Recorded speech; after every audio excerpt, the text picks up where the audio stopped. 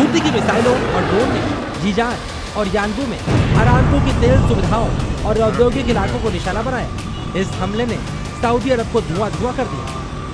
Houthi ने इससे पहले भी सऊदी पर हमला किया है, लेकिन इस बार हमला सऊदी अर्थव्यवस्था का मुख्य आधार मानी जाने वाली तेल कंपनी अरामको पर किया जा रहा है। यही वजह है ये धधकती आग और सुलगता बारूद सऊदी अरब को चैन से सोने नहीं दे रहा, क्योंकि इस हमले को अंजाम देने वाले हूती ने कहा है अभी तो तबाही शुरू हुई। मिडिल ईस्ट, जहां हर युद्ध सिर्फ गोलियों से नहीं बल्कि तेल, समुद्री रास्तों और ताकत के संतुलन से भी लड़ा जाता है।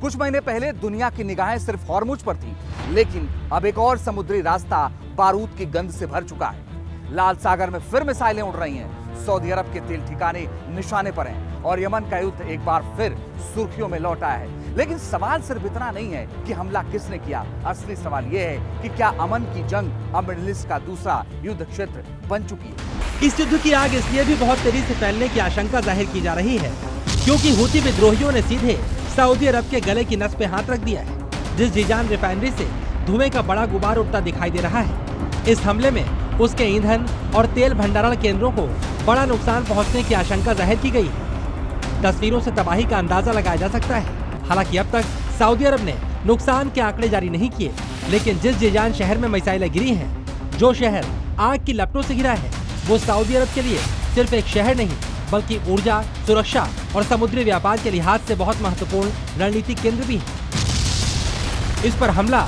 सिर्फ सऊदी अरब की शान पर नहीं बल्कि सऊदी की तिजोरी पर हमला भी माना जा रहा है।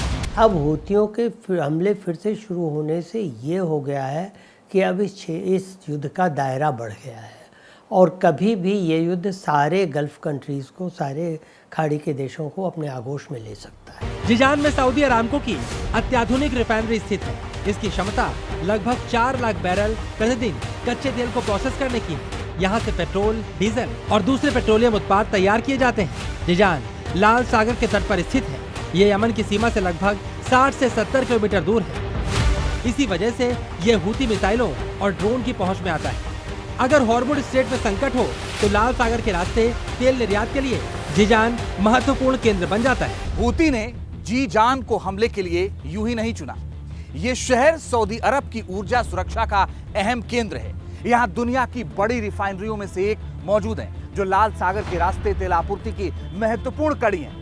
जीजान पर हमला मतलब सिर्फ एक शहर नहीं बल्कि सऊदी की ऊर्जा और अर्थव्यवस्था पर सीधा दबाव बढ़ाने वाला हमला है। इसीलिए जीजान पर हमला केवल एक रिफाइनरी पर हमला नहीं बल्कि सऊदी के वैकल्पिक ऊर्जा मार्ग पर दबाव भी है। सऊदी सरकार ने यहाँ जीजान इकोनॉमिक सिटी विकसित की है। इसमें उद्योग, बंदरगाह, बिजली संयंत्र और लॉजिस्टिक्स हब शामिल है। ये मोहम्मद बिन सलमान की विजन 2030 की प्रमुख औद्योगिक परियोजनाओं में से एक। स्ट्रेट ऑफ हॉर्मुज बंद होने से जो ऑप्शन था वो, उसके अलावा अब ये देख रहे हैं कि ये ऑप्शन यहाँ पर भी बंद होता नजर आया, जिसकी वजह से उनको आर्थिक नुकसान होगा, दुनिया में तेल की कीमतें बढ़ेंगी।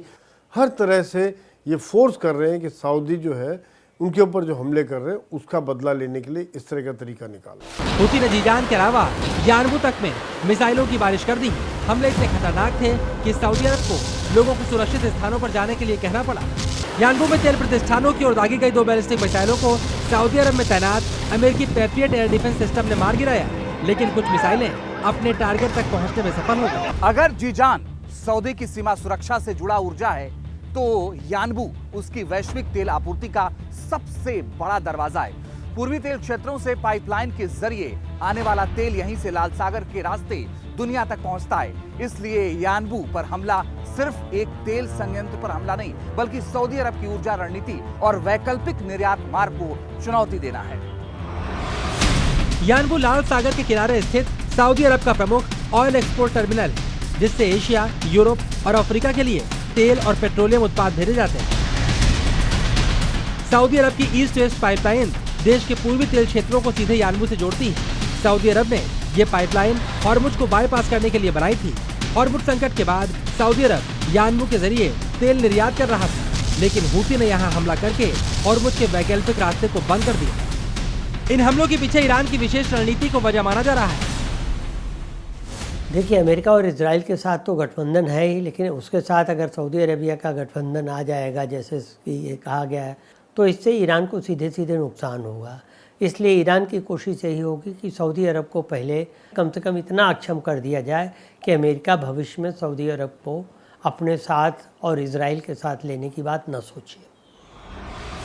सऊदी पर हमले से मोहम्मद बिन सलमान बौखलाए हुए हैं और हूती पर बड़ी एयर स्ट्राइक की तैयारी हो रही है। कुछ सूत्रों ने बताया है सऊदी की सेनाएं यमन से लगते बॉर्डर की तरफ जाती देखी गई हैं। लेकिन अचानक हूती की मिसाइलें सऊदी को क्यों दहलाने लगी, इसकी वजह भी हूती विद्रोहियों की ओर से बताई गई। 24 जुलाई यानी जुमे के दिन सऊदी अरब के नेतृत्व वाले गठबंधन की सेनाओं ने यमन के हूती नियंत्रित हुदैदा प्रांत में हवाई हमले किए। ये हमला हूती के लाल सागर में सऊदी जहाजों पर हमलों और समुद्री नाकेबंदी की घोषणा का जवाब था। हालांकि सऊदी गठबंधन की सेनाओं ने सफाई दी, हमले सिर्फ सैन्य ठिकानों पर किए गए जो लाल सागर में व्यापारिक जहाजों को खतरा पहुंचा रहे थे। हुदैदा बंदरगाह को निशान नहीं बनाया गया।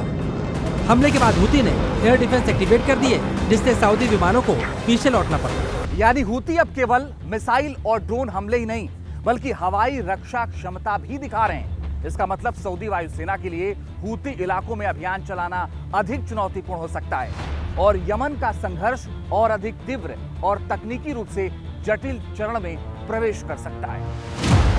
हूती की बढ़ती हुई ताकत सऊदी अरब गठबंधन सेनाओं के लिए चुनौती साबित हो सकती है, क्योंकि पहले सऊदी हूती की मिसाइलों और ड्रोन को आसानी से रोक रहा था, लेकिन अब ईरान से मिली मिसाइलें सऊदी के लिए मुसीबत बन रही हैं। ईरान से उनको डू इट योरसेल्फ वाले किट्स मिल रहे हैं, जिनके द्वारा वो अपने रॉकेट्स, मिसाइल्स, बैलिस्टिक मिसाइल्स बना रहे हैं, एंटी शिप मिसाइल बनाने में सक्षम है। उन्होंने काफ़ी आधुनिक एंटी शिप मिसाइल्स, ड्रोन्स और बैलिस्टिक मिसाइल बनाए। इससे पहले हूती विद्रोही समंदर में सऊदी के टैंकर में आग लगा चुके हैं। इस वक्त लाल सागर में हूती ने सऊदी के जहाजों की नाकेबंदी कर रखी है। हूती ने चेतावनी दी है ये नाकेबंदी जारी रहेगी। इसी के साथ सऊदी के ऊर्जा संस्थानों पर हमले और तेज किए जाएंगे।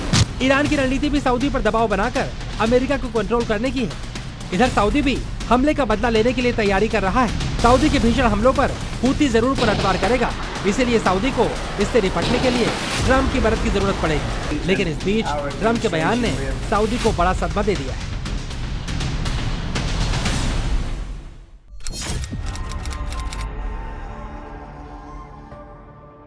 ईरान को दिन रात मिसाइलों और बमों से दहला रहे अमेरिका ने अचानक हमले बंद कर दिए। ट्रंप ने ऐसा क्यों किया? मिडिल ईस्ट के दोस्तों को इसकी वजह भी नहीं बताई, लेकिन अमेरिका ने जो बताया उससे सऊदी अरब हक्का बक्का रह गया। एक तरफ अमेरिका ने ईरान पर लगातार 13 दिनों तक हमले किए, फिर अचानक रुक गया, लेकिन दूसरी तरफ उसने सऊदी अरब के सामने ऐसी शर्त रख दी जिसने पूरे मध्य पूर्व की राजनीति में हलचल मचा दी। सवाल है, क्या ट्रंप अब मिसाइलों की जगह कूटनीतिक दबाव का हथियार इस्तेमाल कर रहे हैं? अमेरिका और सऊदी अरब ने असैन्य परमाणु सहयोग समझौते पर सहमति बनाई थी, तो इसे सऊदी अरब ने अपने लोगों के सामने बड़ी सफलता के तौर पर पेश किया था। हालांकि इस समझौते में सऊदी अरब को बम बनाने के लिए यूरेनियम इन्वेस्टमेंट की इजाजत नहीं थी, लेकिन समझौते के बाद सऊदी अरब में ऊर्जा के विकल्प के तौर पर परमाणु रिएक्टर शुरू हो जाते। लेकिन अब ट्रंप ने पलटी मार दी है। अब ट्रंप कह रहे हैं ये समझौता तभी लागू होगा जब सऊदी अरब इजराइल के साथ संबंध सामान्य करेगा और अब्राहम अकॉर्ड्स में शामिल होगा। ट्रंप की इस बात ने सिर्फ सऊदी अरब और दुनिया के दूसरे देशों को हैरान नहीं किया, खुद अमेरिकी पत्रकार भी हैरान रह गए। अमेरिकी पत्रकारों के सामने ट्रंप पहली बार नहीं पलटे हैं, लेकिन सऊदी अरब जैसे सहयोगी को ट्रंप ऐसे गच्चा देंगे इसकी उम्मीद किसी को नहीं। अब दुनिया भर के एक्सपर्ट भी अमेरिकी राष्ट्रपति के बदले हुए रुख को डिकोड करने की कोशिश कर रहे हैं। अमेरिका चाहता है और अमेरिका के कंधे पे बंदूक रख के इजराइल ये चाहता है कि अब्राहम अकॉर्ड में सारे देश वहाँ के आ जाएं और एक तरह से इजराइल को मान्यता मिल जाएगी। और इजराइल को मान्यता मिलने का दूसरे शब्दों में ये अर्थ है कि गाज़ा या फिलिस्तीन की मान्यता खत्म हो जाएगी। भले ही ट्रंप समझौते के बाद नई शर्त लगा रहे हों, लेकिन सऊदी अरब ने बार बार कहा है कि इजराइल के साथ संबंध सामान्य तभी होंगे जब फिलिस्तीनी राज्य के गठन पर पक्का वादा किया जाए या फिर इजराइल और अमेरिका इस पर हामी भर दे। इसी वजह से सऊदी अरब अब तक अब्राहम अकॉर्ड्स में शामिल नहीं हुआ है और आगे भी उसके लिए अब्राहम अकॉर्ड्स में शामिल होना आसान नहीं होगा। ट्रंप ने परमाणु समझौते को अब्राहम अकॉर्ड से जोड़ दिया है, लेकिन इस नई शर्त पर सऊदी अरब की ओर से अभी तक कोई आधिकारिक प्रतिक्रिया नहीं आई है। ऐसे में सवाल उठता है, क्या ट्रंप की ये शर्त परमाणु समझौते को आगे बढ़ाएगी या फिर उसे अधर में लटका देगी? इस सवाल के साथ एक सवाल और भी उठ रहा है, अचानक ट्रंप ने ईरान में हमला क्यों बंद किया? इसी महीने अमेरिका ने ईरान पर लगातार 12 रातों तक हमले किए। ये हमले मुख्य रूप से ईरान की समुद्री क्षमता, मिसाइल और ड्रोन ठिकानों, इसके अलावा हॉर्मुज़ से जुड़े ठिकानों पर थे। इसकी वजह बताई गई थी कि ईरान और उसके सहयोगी दूसरे देशों के जहाजों पर हमले कर रहे थे। ट्रंप ने बार बार धमकी दी कि वो बहुत जोर से मारेंगे, लेकिन अचानक ट्रंप शांत पड़ा। ईरान के चारों ओर घेरा बनाए रखें अपने जहाज़ों से, अपने वायुयानों की सॉर्टी करते रहें ताकि उससे ईरान पर एक लगातार दबाव बना रहे। अब ये कहाँ तक सफल होगा अमेरिका, ये अभी विचारणीय प्रश्न है, क्योंकि अभी तक तो सफल नहीं हुआ है। हर तरह के विकल्प अमेरिका ने अपना के देख लिए हैं। अमेरिका से कोई आधिकारिक बयान तो नहीं आया, लेकिन विशेषज्ञों की माने तो तेल की कीमतें बहुत बढ़ रही थीं, जिससे वैश्विक अर्थव्यवस्था पर दबाव बढ़ रहा था। ये भी अमेरिका के हमले रोकने की वजह हो सकती है, लेकिन क्या यही पूरा सच है?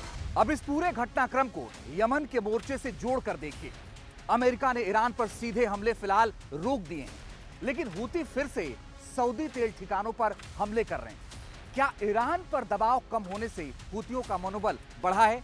क्या ट्रंप की रणनीति का पहला असर यमन के युद्ध में दिखाई देने लगा है? सऊदी के लिए ये खबर चिंता बढ़ाने वाली इसलिए भी है क्योंकि हूती ईरान का प्रॉक्सी है। हूती को मिसाइल, ड्रोन, पैसा और ट्रेनिंग सब कुछ ईरान से मिलता है। जब अमेरिका ईरान पर लगातार दबाव डालता है तो ईरान की मदद सीमित हो जाती है। हमले रुकने से ईरान को सांस लेने का मौका मिलता है और वो हूती को और सपोर्ट बढ़ा सकता है, यानी हूती के हमले अब और तेज हो सकते हैं। इधर सऊदी लंबे समय से अमेरिकी सुरक्षा पर निर्भर रहा है। जब अमेरिका ईरान के खिलाफ सक्रिय रहता है तो सऊदी को राहत मिलती है। हमले रुकने से सऊदी को लगता है कि अमेरिका पीछे हट रहा है, जिससे ईरान और उसके प्रॉक्सी और ज्यादा मुखर हो सकते हैं। हालांकि हूती ने सऊदी पर हमले तेज किए तो असर सिर्फ सऊदी पर नहीं पड़ेगा।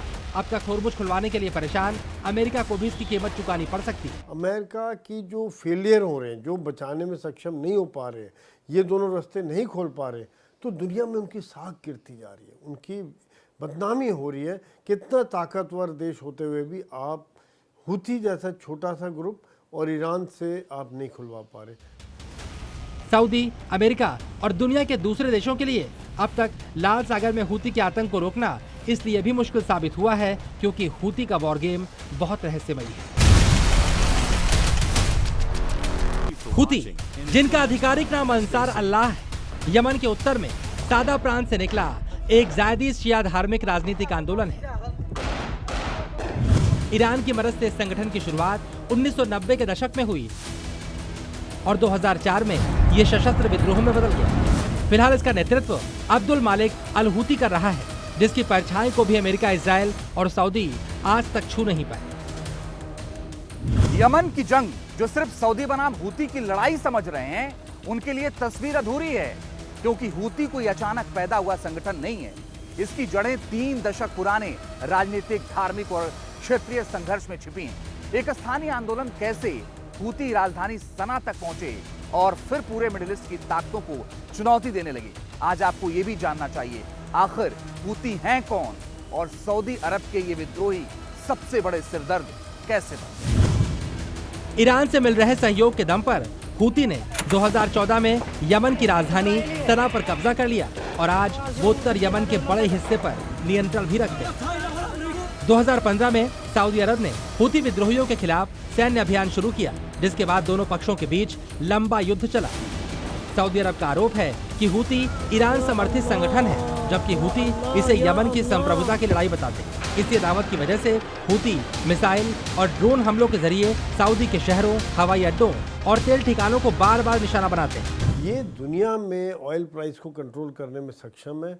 सऊदी अरेबिया के ऊपर जो हमले वो दिखा रहे हैं कि अभी भी एक बहुत बड़ी ताकत है, और यमन के अंदर राजधानी में सना में और बाकी इलाकों में काफ़ी बड़े इलाकों पर भी ये कंट्रोल करते हैं। ये सब देखते हुए मेरे हिसाब से तो इनको एक छोटी मोटी ताकत की बजाय एक अच्छा खासा एक पावरफुल ग्रुप के तौर पे देखना चाहिए और उसको उसी प्रकार से हैंडल करना चाहिए। पहाड़ी भूगोल, स्थानीय समर्थन और ईरानी सहायता के कारण सऊदी अरब उन्हें पूरी तरह पराजित नहीं कर पाता।